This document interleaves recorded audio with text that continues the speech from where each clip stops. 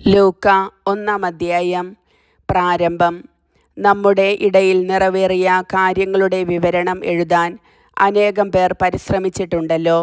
അതാകട്ടെ ആദിമുതൽ തന്നെ വചനത്തിൻ്റെ ദൃക്സാക്ഷികളും ശുശ്രൂഷകന്മാരും ആയിരുന്നവർ നമുക്ക് ഏൽപ്പിച്ചു തന്നിട്ടുള്ളതനുസരിച്ചാണ്. അല്ലയോ ശ്രേഷ്ഠനായ തെയോഫിലോസ്, എല്ലാ കാര്യങ്ങളും പ്രാരംഭം മുതൽക്കേ സൂക്ഷ്മമായി പരിശോധിച്ചതിനു ശേഷം എല്ലാം ക്രമമായി നിനക്കെഴുതുന്നത് ഉചിതമാണെന്ന് എനിക്കും തോന്നി. അത് നിന്നെ പഠിപ്പിച്ചിട്ടുള്ള വചനങ്ങളുടെ വിശ്വസ്തതയെക്കുറിച്ച് നിനക്ക് ബോധ്യം വരാനാണ്. സ്നാപക യോഹന്നാൻ്റെ ജനനത്തെക്കുറിച്ച് അറിയിപ്പ്. ഹെറോദേസ് യൂദയ രാജാവായിരുന്ന കാലത്ത് അബിയായുടെ ഗണത്തിൽ സഖറിയ എന്ന ഒരു പുരോഹിതൻ ഉണ്ടായിരുന്നു. അഹറോൻ്റെ പുത്രിമാരിൽപ്പെട്ട എലിസബത്തായിരുന്നു അവൻ്റെ ഭാര്യ. അവർ ദൈവത്തിൻ്റെ മുൻപിൽ നീതിനിഷ്ഠരും കർത്താവിൻ്റെ കൽപ്പനകളും പ്രമാണങ്ങളും കുറ്റമറ്റ വിധം അനുസരിക്കുന്നവരുമായിരുന്നു. അവർക്ക് മക്കളുണ്ടായിരുന്നില്ല. എലിസബത്ത് വന്ധ്യയായിരുന്നു. ഇരുവരും പ്രായം കവിഞ്ഞവരുമായിരുന്നു.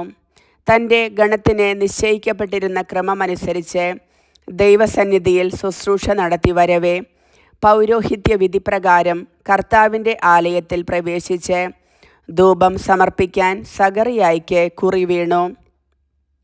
ധൂപാർപ്പണ സമയത്ത് സമൂഹം മുഴുവൻ വെളിയിൽ പ്രാർത്ഥിച്ചു കൊണ്ടിരുന്നു. അപ്പോൾ കർത്താവിൻ്റെ ദൂതൻ ധൂപപീഠത്തിൻ്റെ വലത്തുവശത്ത് നിൽക്കുന്നതായി അവന് പ്രത്യക്ഷപ്പെട്ടു. അവനെ കണ്ട് സഖറിയ അസ്വസ്ഥനാവുകയും ഭയപ്പെടുകയും ചെയ്തു. ദൂതൻ അവനോട് പറഞ്ഞു, സഖറിയ, ഭയപ്പെടേണ്ട, നിന്റെ പ്രാർത്ഥന കേട്ടിരിക്കുന്നു. നിന്റെ ഭാര്യ എലിസബത്തിൽ നിനക്ക് ഒരു പുത്രൻ ജനിക്കും. നീ അവന് യോഹന്നാൻ എന്ന് പേരിടണം. നിനക്ക് ആനന്ദവും സന്തുഷ്ടിയുമുണ്ടാകും. അനേകർ അവൻ്റെ ജനനത്തിൽ ആഹ്ലാദിക്കുകയും ചെയ്യും. കർത്താവിൻ്റെ സന്നിധിയിൽ അവൻ വലിയവനായിരിക്കും. വീഞ്ഞോ മറ്റു ലഹരി പാനീയങ്ങളോ അവൻ കുടിക്കുകയില്ല. അമ്മയുടെ ഉദരത്തിൽ വച്ചു തന്നെ അവൻ പരിശുദ്ധാത്മാവിനാൽ നിറയും. ഇസ്രായേൽ മക്കളിൽ വളരെ പേരെ അവരുടെ ദൈവമായ കർത്താവിലേക്ക് അവൻ തിരികെ കൊണ്ടുവരും.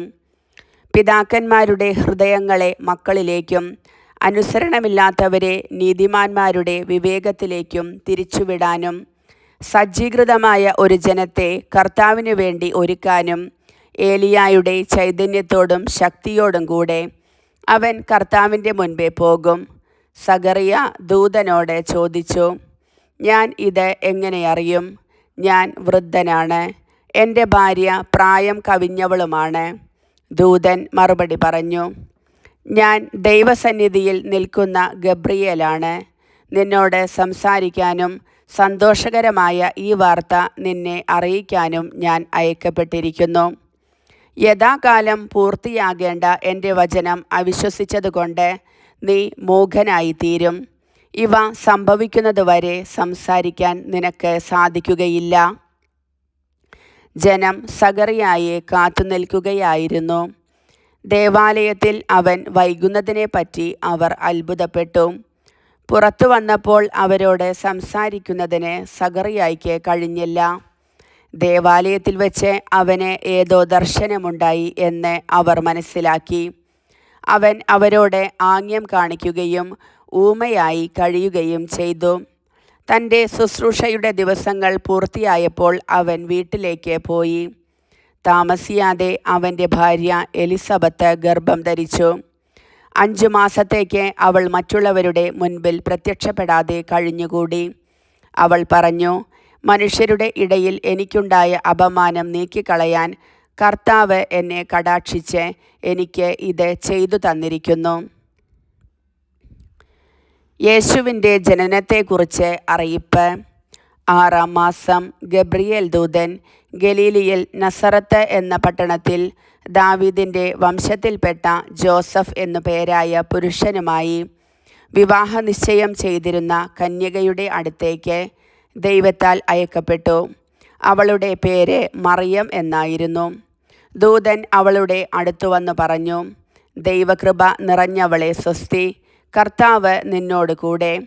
ഈ വചനം കേട്ട് അവൾ വളരെ അസ്വസ്ഥയായി. എന്താണ് ഈ അഭിവാദനത്തിൻ്റെ അർത്ഥം എന്ന് അവൾ ചിന്തിച്ചു. ദൂതൻ അവളോട് പറഞ്ഞു, മറിയമേ, നീ ഭയപ്പെടേണ്ട. ദൈവസന്നിധിയിൽ നീ കൃപ കണ്ടെത്തിയിരിക്കുന്നു. നീ ഗർഭം ധരിച്ച് ഒരു പുത്രനെ പ്രസവിക്കും. നീ അവന് യേശു എന്ന് പേരിടണം. അവൻ വലിയവൻ ആയിരിക്കും, അത്യുന്നതൻ്റെ പുത്രൻ എന്ന് വിളിക്കപ്പെടും. അവൻ്റെ പിതാവായ ദാവീദിൻ്റെ സിംഹാസനം ദൈവമായ കർത്താവ് അവന് കൊടുക്കും. യാക്കോബിൻ്റെ ഭവനത്തിന്മേൽ അവൻ എന്നേക്കും ഭരണം നടത്തും. അവൻ്റെ രാജ്യത്തിന് അവസാനം ഉണ്ടാകയില്ല. മറിയം ദൂതനോട് പറഞ്ഞു, ഇതെങ്ങനെ സംഭവിക്കും? ഞാൻ പുരുഷനെ അറിയുന്നില്ലല്ലോ. ദൂതൻ മറുപടി പറഞ്ഞു, പരിശുദ്ധാത്മാവ് നിന്റെ മേൽ വരും, അത്യുന്നതൻ്റെ ശക്തി നിന്റെ മേൽ ആവസിക്കും. ആകയാൽ ജനിക്കാൻ പോകുന്ന ശിശു പരിശുദ്ധൻ, ദൈവപുത്രൻ എന്ന് വിളിക്കപ്പെടും. ഇതാ, നിന്റെ ചാർച്ചക്കാരി വൃദ്ധയായ എലിസബത്തും ഒരു പുത്രനെ ഗർഭം ധരിച്ചിരിക്കുന്നു. വന്യയെന്ന് പറഞ്ഞിരുന്ന അവൾക്ക് ഇത് 6-ാം മാസമാണ്. ദൈവത്തിന് ഒന്നും അസാധ്യമല്ല. മറിയം പറഞ്ഞു, ഇതാ കർത്താവിൻ്റെ ദാസി, നിന്റെ വാക്ക് എന്നിൽ നിറവേറട്ടെ. അപ്പോൾ ദൂതൻ അവളുടെ മുൻപിൽ നിന്ന് മറഞ്ഞു. എലിസബത്ത് മറിയത്തെ സ്തുതിക്കുന്നു. ആ ദിവസങ്ങളിൽ മറിയം യൂദയായിലെ മലമ്പ്രദേശത്തുള്ള ഒരു പട്ടണത്തിലേക്ക് തിടുക്കത്തിൽ യാത്ര പുറപ്പെട്ടു. അവൾ സഖറിയായുടെ വീട്ടിൽ പ്രവേശിച്ച് എലിസബത്തിനെ അഭിവാദനം ചെയ്തു. മറിയത്തിൻ്റെ അഭിവാദനം കേട്ടപ്പോൾ എലിസബത്തിൻ്റെ ഉദരത്തിൽ ശിശു കുതിച്ചു ചാടി. എലിസബത്ത് പരിശുദ്ധാത്മാവ് നിറഞ്ഞവളായി. അവൾ ഉദ്ഘോഷിച്ചു, നീ സ്ത്രീകളിൽ അനുഗ്രഹീതയാണ്, നിന്റെ ഉദരഫലവും അനുഗ്രഹീതം. എൻ്റെ കർത്താവിൻ്റെ അമ്മ എൻ്റെ അടുത്ത് വരാനുള്ള ഈ ഭാഗ്യം എനിക്ക് എവിടെ നിന്ന്? ഇതാ, നിന്റെ അഭിവാദന സ്വരം എൻ്റെ ചെവികളിൽ പതിച്ചപ്പോൾ ശിശു എൻ്റെ ഉദരത്തിൽ സന്തോഷത്താൽ കുതിച്ചു ചാടി. കർത്താവ് അരുളി ചെയ്ത കാര്യങ്ങൾ നിറവേറുമെന്ന് വിശ്വസിച്ചവൾ ഭാഗ്യവതി. മറിയത്തിൻ്റെ സ്തോത്രഗീതം. മറിയം പറഞ്ഞു, എൻ്റെ ആത്മാവ് കർത്താവിനെ മഹത്വപ്പെടുത്തുന്നു. എൻ്റെ ചിത്തം എൻ്റെ രക്ഷകനായ ദൈവത്തിൽ ആനന്ദിക്കുന്നു. അവിടുന്ന് തൻ്റെ ദാസിയുടെ താഴ്മയെ കടാക്ഷിച്ചു. ഇപ്പോൾ മുതൽ സകല തലമുറകളും എന്നെ ഭാഗ്യവതി എന്ന് പ്രകീർത്തിക്കും. ശക്തനായവൻ എനിക്ക് വലിയ കാര്യങ്ങൾ ചെയ്തിരിക്കുന്നു. അവിടുത്തെ നാമം പരിശുദ്ധമാണ്. അവിടുത്തെ ഭക്തരുടെ മേൽ തലമുറകൾ തോറും അവിടുന്ന് കരുണ വർഷിക്കും. അവിടുന്ന് തൻ്റെ ഭുജം കൊണ്ട് ശക്തി പ്രകടിപ്പിച്ചു. ഹൃദയവിചാരത്തിൽ അഹങ്കരിക്കുന്നവരെ ചിതറിച്ചു. ശക്തന്മാരെ സിംഹാസനത്തിൽ നിന്ന് മറിച്ചിട്ടു. എളിയവരെ ഉയർത്തി. വിശക്കുന്നവരെ വിശിഷ്ട വിഭവങ്ങൾ കൊണ്ട് സംതൃപ്തരാക്കി. സമ്പന്നരെ വെറും കൈയോടെ പറഞ്ഞയച്ചു. തൻ്റെ കാരുണ്യം അനുസ്മരിച്ചുകൊണ്ട് അവിടുന്ന് തൻ്റെ ദാസനായ ഇസ്രായേലിനെ സഹായിച്ചു. നമ്മുടെ പിതാക്കന്മാരായ അബ്രാഹത്തിനോടും അവൻ്റെ സന്തതികളോടും എന്നേക്കുമായി ചെയ്ത വാഗ്ദാനം അനുസരിച്ച് തന്നെ മറിയം അവളുടെ കൂടെ 3 മാസത്തോളം താമസിച്ചു. പിന്നെ വീട്ടിലേക്ക് മടങ്ങി. സ്നാപക യോഹന്നാൻ്റെ ജനനം. എലിസബത്തിന് പ്രസവ സമയമായി. അവൾ ഒരു പുത്രനെ പ്രസവിച്ചു. കർത്താവ് അവളോട് വലിയ കാരുണ്യം കാണിച്ചിരിക്കുന്നു എന്നു കേട്ട അയൽക്കാരും ബന്ധുക്കളും അവളോടൊത്ത് സന്തോഷിച്ചു. 8-ാം ദിവസം അവർ ശിശുവിൻ്റെ പരിച്ഛേദനത്തിന് വന്നു. പിതാവിൻ്റെ പേരനുസരിച്ച് സഖറിയ എന്ന് അവന് പേരു നൽകാൻ അവർ ആഗ്രഹിച്ചു. എന്നാൽ ശിശുവിൻ്റെ അമ്മ അവരോട് പറഞ്ഞു, അങ്ങനെയല്ല, അവൻ യോഹന്നാൻ എന്ന് വിളിക്കപ്പെടണം. അവർ അവളോട് പറഞ്ഞു, നിന്റെ ബന്ധുക്കളിലാർക്കും ഈ പേര് ഇല്ലല്ലോ. ശിശുവിന് എന്തു പേരു നൽകാനാണ് ആഗ്രഹിക്കുന്നതെന്ന് അവൻ്റെ പിതാവിനോട് അവർ ആംഗ്യം കാണിച്ചു ചോദിച്ചു. അവൻ ഒരു എഴുത്തുപലക വരുത്തി അതിൽ എഴുതി, യോഹന്നാൻ എന്നാണ് അവൻ്റെ പേര്. എല്ലാവരും അത്ഭുതപ്പെട്ടു. തൽക്ഷണം അവൻ്റെ വായ് തുറക്കപ്പെട്ടു, നാവ് സ്വതന്ത്രമായി. അവൻ ദൈവത്തെ വാഴ്ത്തിക്കൊണ്ട് സംസാരിക്കാൻ തുടങ്ങി. അയൽക്കാർക്കെല്ലാം ഭയമുണ്ടായി. യൂദയായിലെ മലനാട്ടിലെങ്ങും ഈ സംഗതികൾ സംസാര വിഷയമാവുകയും ചെയ്തു. കേട്ടവരെല്ലാം ഈ ശിശു ആരായിത്തീരും എന്ന് ചിന്തിച്ചു തുടങ്ങി. കർത്താവിൻ്റെ കരം അവനോട് കൂടെ ഉണ്ടായിരുന്നു. സഖറിയായുടെ പ്രവചനഗീതം. അവൻ്റെ പിതാവായ സഖറിയ പരിശുദ്ധാത്മാവിനാൽ നിറഞ്ഞ് പ്രവചിച്ചു.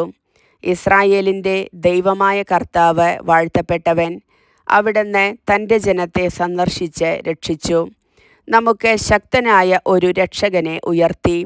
ആദിമുതൽ തൻ്റെ വിശുദ്ധന്മാരായ പ്രവാചകന്മാരുടെ അധരങ്ങളിലൂടെ അവിടുന്ന് അരുളി ചെയ്തതുപോലെ ശത്രുക്കളിൽ നിന്നും നമ്മെ വെറുക്കുന്നവരുടെ കയ്യിൽ നിന്നും നമ്മെ രക്ഷിക്കാനും നമ്മുടെ പിതാക്കന്മാരോട് വാഗ്ദാനം ചെയ്ത കാരുണ്യം നിവർത്തിക്കാനും നമ്മുടെ പിതാവായ അബ്രാഹത്തിനോട് ചെയ്ത അവിടുത്തെ വിശുദ്ധമായ ഉടമ്പടി അനുസ്മരിക്കാനും ശത്രുക്കളുടെ കൈകളിൽ നിന്ന് വിമോചിതരായി നിർഭയം പരിശുദ്ധിയിലും നീതിയിലും എപ്പോഴും അവിടുത്തെ മുൻപിൽ ശുശ്രൂഷ ചെയ്യാൻ വേണ്ട അനുഗ്രഹം നമുക്ക് നൽകാനുമായിട്ടാണ് ഇത്.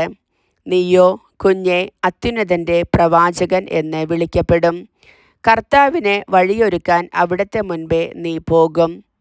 അത് അവിടുത്തെ ജനത്തിന് പാപമോചനം വഴിയുള്ള രക്ഷയെക്കുറിച്ച് അറിവ് കൊടുക്കാനും നമ്മുടെ ദൈവത്തിൻ്റെ കാരുണ്യാതിരേകം കൊണ്ട് ഉയരത്തിൽ നിന്നുള്ള ഉദയരശ്മി നമ്മെ സന്ദർശിക്കുമ്പോൾ ഇരുളിലും മരണത്തിൻ്റെ നിഴലിലും ഇരിക്കുന്നവർക്ക് പ്രകാശം വീശാനും സമാധാനത്തിൻ്റെ മാർഗത്തിലേക്ക് നമ്മുടെ പാദങ്ങളെ നയിക്കാനും വേണ്ടിയാണ്.